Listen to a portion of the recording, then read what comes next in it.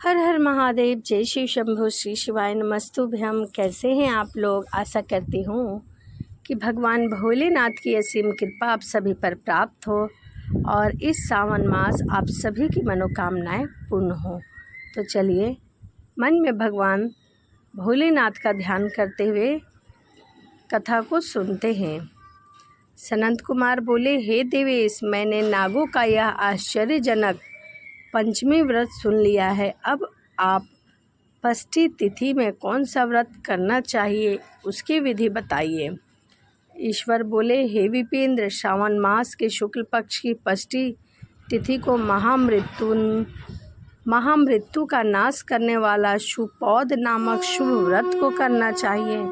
शिवालय में अथवा घर में ही प्रत्येक पूर्वक शिव का पूजन करके शुपौध का नैवेद्य उन्हें विधिवत अर्पण करना चाहिए।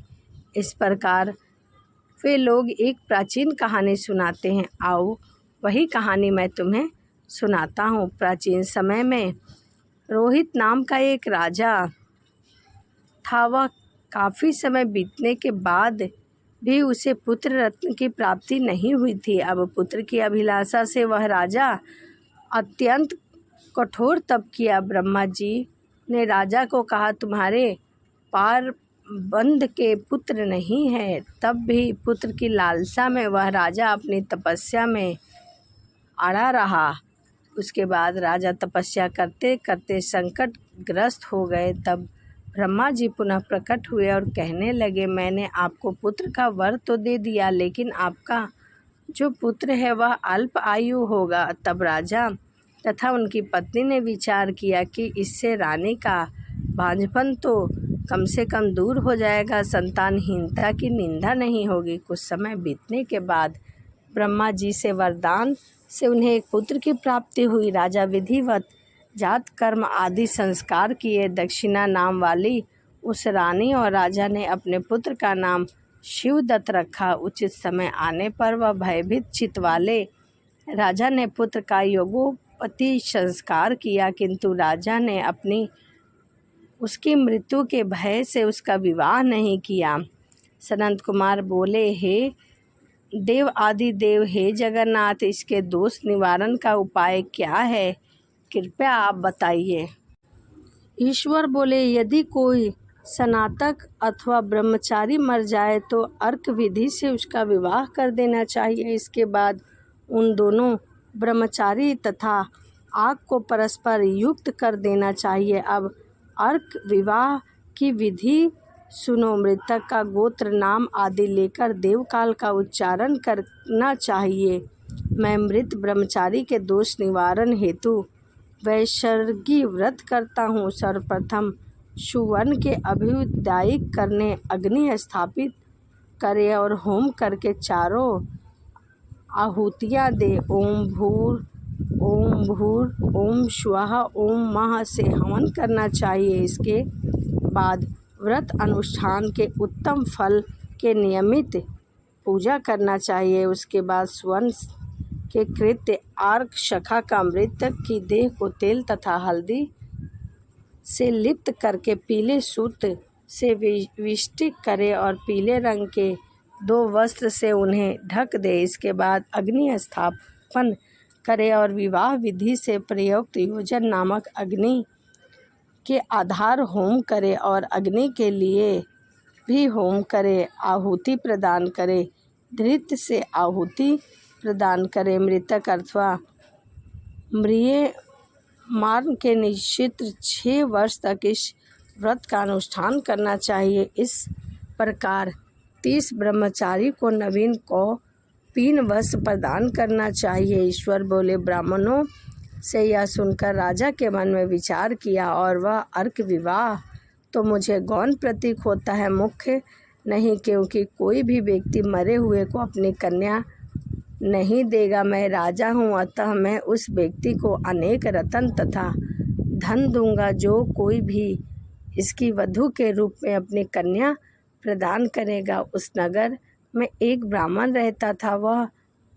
उस समय वह किसी दूसरे नगर में गया था। उसकी एक सुंदर सी पुत्री थी जिसकी माता की मृत्यु पहले ही हो चुकी थी। ब्राह्मण की दूसरी भी पत्नी थी जो ब्राह्मण की पुत्री के प्रति बुरे व्यवहार रखती थी तथा दुष्ट मन वाली थी। कन्या 10 वर्ष की तथा दीन थी और अपने सौतेली माँ के अधीन थी। अतः सौतेली माँ ने द्वेष में आके कारण लालच में आकर लाख मुद्रा लेकर उस कन्या को मृतक राजकुमार के लिए दे दिया। कन्या को लेकर राजा लोग नदी के तट पर शमशान भूमि पर राजकुमार के पास लेकर गए और शव के साथ उसका विवाह करा दिया।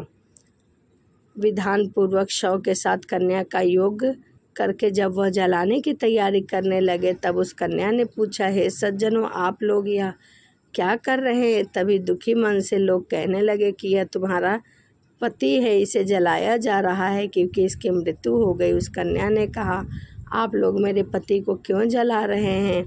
मैं जलाने नहीं दूंगी। आप लोग सभी यहाँ से चले जाइए, मैं अकेली यहाँ इन्हीं के पास बैठूंगी। उसका हठ देखकर दया के कारण दीन चित्त वाले भाग्यवादी वृद्धजन कहने लगे, अहो होनहार भी क्या होता है, इसे कोई भी नहीं जान सकता। दीन की रक्षा करने वाले तथा कृपालु भगवान न जाने क्या करेंगे। सौत की पुत्री का भाव करके सौतेली माँ ने तो इस कन्या को बेच दिया। बाल स्वभाव के कारण यह सब क्या है, इसे कोई न जान सका।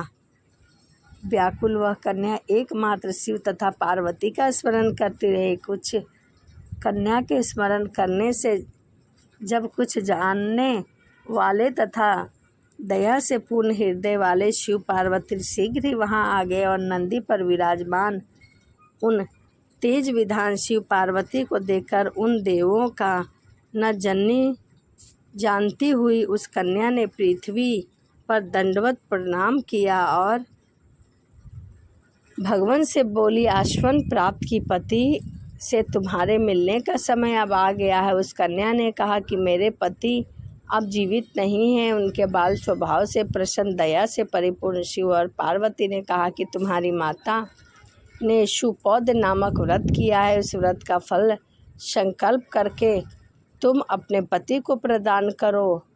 तुम कहो कि मेरी माता के द्वारा जो शुपौध नामक व्रत किया गया है उसके प्रभाव से मेरे पति जीवित हो जाएं। तब कन्या ने वैसा ही किया और परिणाम स्वरूप उसका पति जीवित हो गया। हे राजन, मृत्यु के घर आ गया हूँ। आपका पुत्र पुनः लौट आया है।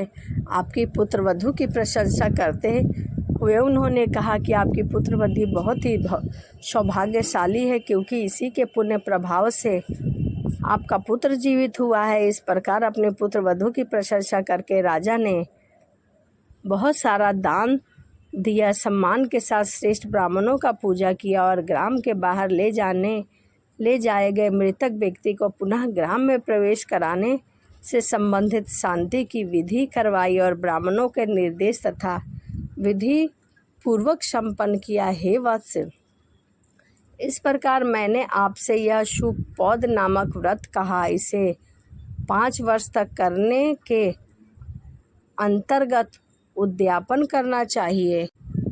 पार्वती तथा शिव की प्रतिमा का प्रतिदिन पूजा करना चाहिए और प्रातःकाल आम के पत्तों के साथ चरु का होम करना चाहिए। साथ ही नैवेद्य तथा वायन अर्पित करना चाहिए। मनुष्य यदि व्रत की बताई गई इस विधि के अनुसार आचरण करे तो यह दीर्घजीवी पुत्र प्राप्त करके मृत्यु के बाद शिवलोक जाते हैं। इस प्रकार श्री स्कंद पुराण के अंतर्गत ईश्वरीय सनंत कुमार संवाद में श्रावण मास महात्म में शुपोदपष्टि व्रत नामक 15वां अध्याय पूर्ण हुआ। तो यहीं श्रावण मास की कथा अध्याय 15 यहीं समाप्त होता है। वीडियो आपको कैसी लगी कमेंट में हर हर महादेव लिखना ना भूलिए।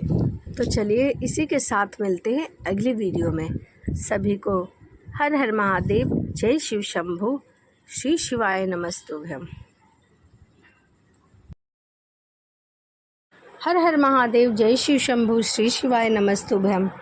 कैसे हैं आप लोग? आशा करती हूँ कि भगवान भोलेनाथ की कृपा आप सभी पर बनी रहे, आप सभी स्वस्थ हो, अच्छे हो। इसी कामना के साथ आज हम सुनेंगे श्रावण मास की कथा अध्याय 16। तो चलिए मन में भगवान भोलेनाथ का ध्यान करते हुए कथा को सुनते हैं। ईश्वर बोले, हे सनंत कुमार, अब मैं शीतला सप्तमी व्रत का कथा बताऊंगा। श्रावण मास में शुक्ल पक्ष की सप्तमी तिथि को यह व्रत करना चाहिए। सबसे पहले दीवार पर एक वापी का आकार बनाकर दिव्य रूप वाले 7 जल देवताएं, 2 बालक से युक्त पुरुष संज्ञक नारी, 1 घोड़ा, 1 वृषभ नर वाहन सहित 1 पालकी भी उस पर बना दे और इसके बाद 16 उपचारों से 7 जल देवता की पूजा करे। इस व्रत में प्रत्येक वर्ष 7 सुहागिनों को भोजन कराना चाहिए। जल देवता की प्रतिमा एक स्वर्ण पात्र में रखकर बालकों सहित एक दिन पहले सायंकाल में भक्ति पूर्वक उनकी पूजा करनी चाहिए। प्रातःकाल पहले ग्रह होम करके देवता को नियमित चरु से होम करना चाहिए। उसके बाद व्रत को किया और जो फल प्राप्त हुआ उसे आप सुने। सौराष्ट्र देश में शोभन नाम का एक नगर था। उसमें सभी धर्मों के प्रति निष्ठा रखने वाला एक साहूकार रहता था। उसने जल रहित एक अत्यंत निर्जल वन में बहुत पैसा खर्च करके शुभ तथा मनोहर सीढ़ियों से युक्त पशुओं को जल पिलाने के लिए सरलता से उतरने चढ़ने योग्य दृढ़ पत्थरों से बंधी हुई एक लंबे समय पर टिकने वाला एक बावली बनवाया। उस बावली के चारों ओर थके हुए राहगीरों के विश्राम के लिए अनेक प्रकार के वृक्षों को शोभमान एक बाग लगवाया। लेकिन वह बावली सूख रही है और उसमें एक बूंद भी पानी नहीं आ रहा। साहूकार सोचने लगा कि मेरा प्रयास तो व्यर्थ हो गया, इतना धन खर्च किया। इसी चिंता में विचार करता हुआ वह साहूकार रात को सो गया। जब वह रात्रि में उसके स्वप्न में जल देवता आया और उन्होंने कहा, हे साहूकार, जल के आने का उपाय तुम सुनो। यदि तुम हम लोगों के लिए आदरपूर्वक अपने पौत्र की बलि दो तो उसी समय तुम्हारी यह बावली जल से भर जाएगी। यह सपना देख साहूकार ने अपने पुत्र को बताया। उसके पुत्र का नाम द्रविण था और वह धर्म कर्म में आस्था रखने वाला था। वह कहने लगा, आप मुझे जैसे पुत्र के पिता हैं, यह धर्म का कार्य है। इससे आपको ज़्यादा विचार नहीं करना चाहिए। यह धर्म ही है जो स्थिर रहेगा और पुत्र आदि सब नरवेश हैं। अल्प मूल्य के महान वस्तुएं प्राप्त हो रही है, अतः आप इस कार्य को जरूर करें। इनमें शीतानु नामक जो ज्येष्ठ पुत्र है उसकी बलि बिना कुछ विचार किए आप दे दे। पिताजी घर की स्त्रियों को यह रहस्य कभी ना ज्ञात होना चाहिए। उसका उपाय यह है कि जब मेरी पत्नी गर्भ से है और उसका प्रसव काल भी निकट है, इसके लिए वह अपने पिता के घर जाने वाली है। छोटा पुत्र भी उसके साथ जाएगा। हे तात, उस समय यह कार्य आप अवश्य करें। पुत्र की यह बात सुनकर पिता अत्यधिक प्रसन्न हुआ और बोला, हे पुत्र, तुम धन्य हो और मैं भी धन्य हूँ कि मैंने तुम्हारे जैसा पुत्र पाया है। इस बीच सुशीला के घर से उसके पिता का बुलावा आ गया और वह जाने लगी। तब उसके ससुर तथा पति ने कहा कि यह ज्येष्ठ पुत्र हमारे पास रहेगा, बाकी तू छोटे बेटे को अपने साथ ले जा। उस पर उसने ऐसा ही किया और वह छोटे बेटे को लेकर चली गई। बाद में पिता पुत्र ने उस बालक के शरीर में तेल का लेप किया और अच्छी प्रकार से स्नान कराकर सुंदर वस्त्र और आभूषण अलंकृत करके शतभिषा नक्षत्र में उस प्रसन्नता पूर्वक बावली के तट पर खड़ा किया और कहा कि बावली के जल देवता, इस बालक के बलिदान से आप प्रसन्न हो। उसी पर वह बावली अमृत तुल्य हो गई। सुशीला ने अपने घर में तीसरे पुत्र को जन्म दिया और 3 महीने बाद अपने घर जाने को निकली। मार्ग में आते समय वह बावली के पास पहुंची और उस बावली को जल से भरा हुआ देखा तो उसे बहुत आश्चर्य हुआ। उसने उस बावली में स्नान किया और कहने लगी कि यह मेरे ससुर के परिश्रम का धन्य है, जो कि सफल हुआ। उस दिन श्रावण मास के शुक्ल पक्ष की सप्तमी तिथि थी और सुशीला ने शीतला सप्तमी नामक शुभ व्रत किया हुआ था। उसने वहीं पर चावल पकाए और दही भी ले आई। इसके बाद जल देवता को विधिवत भोग लगाया, पूजा की और भात तथा ककड़ी फल का नैवेद्य अर्पण कर ब्राह्मणों को वायन देकर वह वही नैवेद्य अन्न भोजन ग्रहण किया। उस स्थान पर सुशीला का ग्राम 1 योजन की दूरी पर स्थित था। उस समय बात पर सुंदर पालकी में बैठे दोनों पुत्रों के साथ वहां से चल पड़ी और जल देवता कहने लगे कि हमें इसका पुत्र जीवित करके इसे वापस करना चाहिए, क्योंकि इसने उत्तम व्रत रखा है और यह उत्तम बुद्धि रखने वाली स्त्री है। पहले उत्पन्न पुत्र को यदि हम ग्रहण किए तब हमारी प्रसन्नता का फल ही क्या होगा। बाहर निकलकर वह पुत्र माता माता पुकारता हुआ अपनी माता के पीछे दौड़ पड़ा। अपने ज्येष्ठ पुत्र का ऐसा शब्द सुनकर वह मुड़कर देखी और अपने पुत्र को देखकर बहुत आश्चर्यचकित हुई। उसने अपनी गोद में बिठाकर उसका माथा चूम लिया और अपने मन में सोचने लगी कि यदि इसे चोर उठा ले गए थे तो आभूषण से युक्त यह वापस कैसे लौट आया। चोरों ने तो कुछ भी नहीं चुराया है। इस प्रकार सुशीला सोचती रही। वह नगर के द्वार पर पहुंची तब लोग कहने लगे कि सुशीला आई है। यह सुनकर वह पिता अत्यंत चिंता में पड़ गए कि वह अपने ज्येष्ठ पुत्र के बारे में पूछेगी तो हम क्या जवाब देंगे। तब ज्येष्ठ बालक को सुशीला के पास देखकर ससुर और पति घोर आश्चर्य में पड़ गए। वह कहने लगे कि यह शुचि स्मित इसमें कौन सा पुण्य कर्म किया है, कौन सा व्रत किया है। तुम पतिव्रता हो, धन्य हो, पुण्यवती हो। इस शिशु को मरे हुए 2 महीने बीत चुके हैं, फिर भी तुमने इसे प्राप्त कर लिया है। इसे बावली के जल देवता से परिपूर्ण है। तुम एक पुत्र के साथ अपने पिता के घर गई थी, लेकिन वापस 3 पुत्रों के साथ आई हो। हे, तुमने तो कुल का उद्धार कर दिया है। हे शुभाने, मैं तुम्हारी कितनी प्रशंसा करूं। इस प्रकार ससुर ने उसकी प्रशंसा की। पति ने भी उसे प्रेम पूर्वक देखा और सास ने उसे आनंदित किया। उसके बाद उसने मार्ग के पुण्य का समस्त वृत्तांत कह सुनाया। अंत में उन सभी ने मनोवांछित सुखों को उपभोग करके बहुत आनंद प्राप्त किया। हे वत्स, मैंने इस शीतला सप्तमी व्रत को आपसे कहा है। इस व्रत में दधि, ओदन, शीतल ककड़ी का फल शीतल और बावड़ी का जल भी शीतल होता है। यह देवता भी शीतल होते हैं। अतः शीतला सप्तमी का व्रत करने वाले 3 प्रकार के तपों के संताप से शीतल हो जाते हैं। इसी कारण से यह सप्तमी शीतला सप्तमी के नाम से विख्यात हुई है।